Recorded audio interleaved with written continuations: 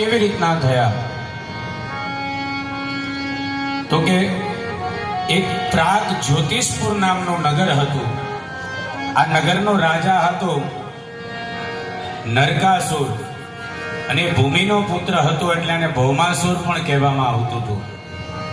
આ નરકાસુરે જ્યાં જ્યાં પણ યુદ્ધ કરે, રાજાઓને જીતે, તો એમને ત્યાં જે પણ રાણીઓ સુંદર ગમે એ સુંદર રાણીઓને લાવી અને પોતાના કેદમાં પૂરતો હતો, અનન્ય ત્રાસ કરતો હતો. તો ભગવાનને વિચાર આવ્યો કે આ બધી રાણીઓને હું મુક્ત કરાવું.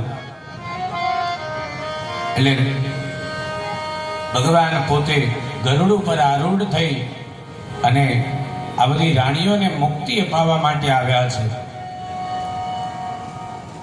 આ નગરનો પ્રાગ જ્યોતિષપુર નગરનો રક્ષક હતો 5 મુખવાળો, 5 મોઢાવાળો. એનું નામ હતું મૂર. મૂર નામનો દૈત્ય હતો, 5 મોઢાવાળો, જેનું રક્ષણ કરતો હતો આ નગરીનું, પ્રાગ જ્યોતિષપુરનું. તો ભગવાન આ બધી કન્યાઓને છોડાવવા આવ્યા. તો સૌથી પહેલા મૂર નામનો દૈત્ય ભગવાનને મારવા આવ્યો. ભગવાને એક મુષ્ટિ મારી તો આ મૂર નામનો દૈત્ય ત્યાંથી પલાયન થઈ ગયો, મૃત્યુ પામ્યો. અને ભગવાને આ મૂર દૈત્યનો ઉદ્ધાર કર્યો, એટલે ભગવાનનું નામ પડ્યું મુરારી. આપણે બધા કહીએ છીએ ને, હે નાથ નારાયણ વાસુદેવ. ભગવાન મુરારી બન્યા. તો આ મૂર નામના દૈત્યનો ભગવાને ઉદ્ધાર કર્યો.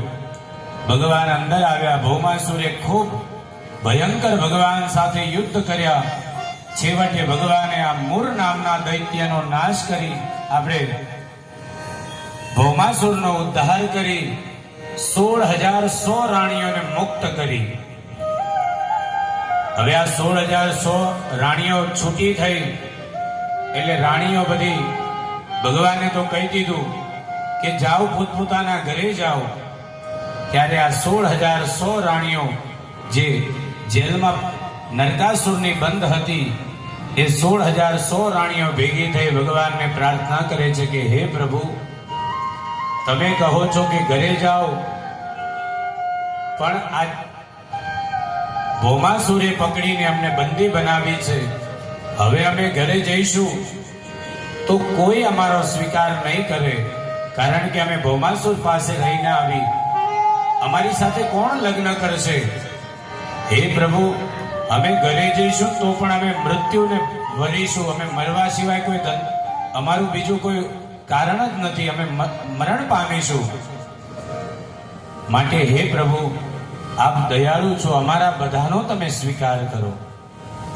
ત્યારે ભગવાને આ 16,100 રાણીઓનો સ્વીકાર કર્યો. એક જ સાથે ભગવાન 16,100 સ્વરૂપમાં આવ્યા છે. બાલકૃષ્ણ ગર્ગાચાર્ય એમના કુલ ગુરુ છે. એક જ સમયે 16,100 ગર્ગાચાર્ય આવ્યા છે. 16,100 સુંદર મજાના મંડપ બંધાયા છે.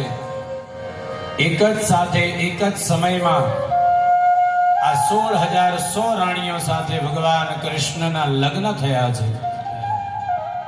વિચાર તો કરો કે 5-10 રાણી સમૂહ લગ્ન હોય ને 5-10 જોડા હોય તો એ કેટલી પબ્લિક હોય ને કેટલો સમૂહ હોય.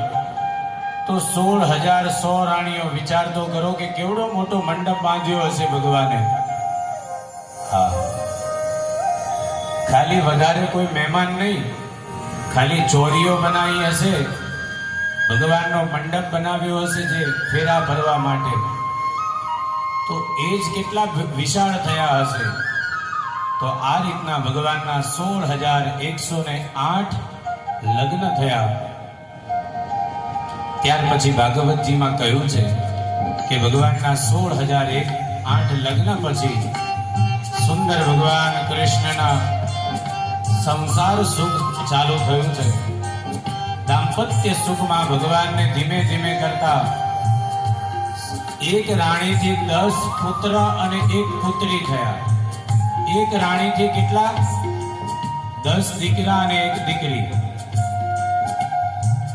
હવે ગુણાકાર તમારે કરવાનો.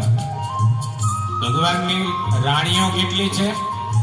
16,108.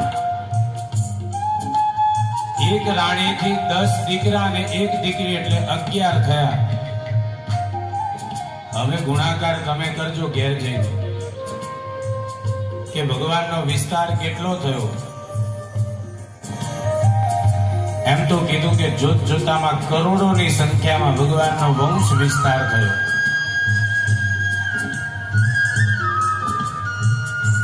આ બધી કથા સુંદર મજાની ગઈ અને ત્યારબાદ ભગવાનના વંશ વિસ્તારની કથા કયા પછી પરીક્ષિત મહારાજ પૂછે છે કે હે પ્રભુ, હે સુખદેવજી મહારાજ, આપ એમ કહો છો